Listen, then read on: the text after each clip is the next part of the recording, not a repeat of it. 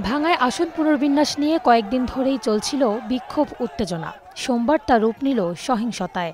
ক্ষুব্ধ জনতা লাঠিসোঁটা নিয়ে ধাওয়া দেন পুলিশকে। স্থানীয় মসজিদে আশ্রয় নেন আইনশৃঙ্খলা বাহিনীর সদস্যরা। পরে ক্ষুব্ধ জনতা ঢুকে পড়েন উপজেলা পরিষদে। চালানো হয় ভাঙচুর, অগ্নিসংযোগ।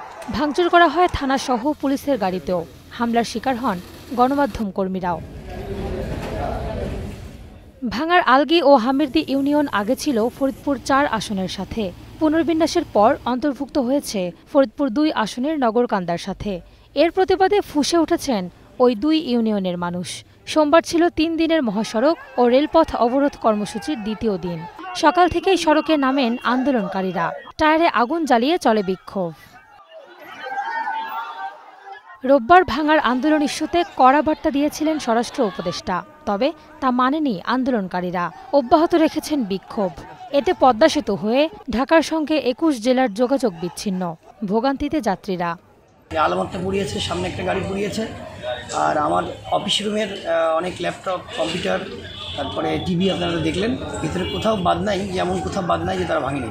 আমরা এখানে সুস্থভাবে সবাই ছিলাম।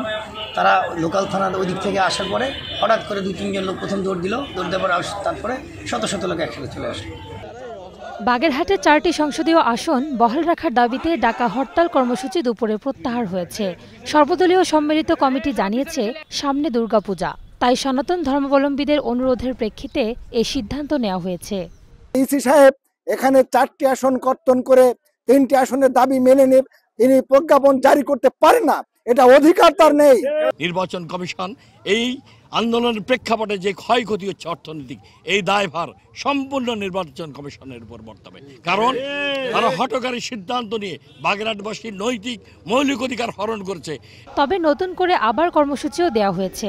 মঙ্গলবার ও বুধবার জেলা নির্বাচন অফিস সহ 9টি উপজেলার নির্বাচন অফিসের সামনে অবস্থান কর্মসূচি পালন করবেন আন্দোলনকারীরা।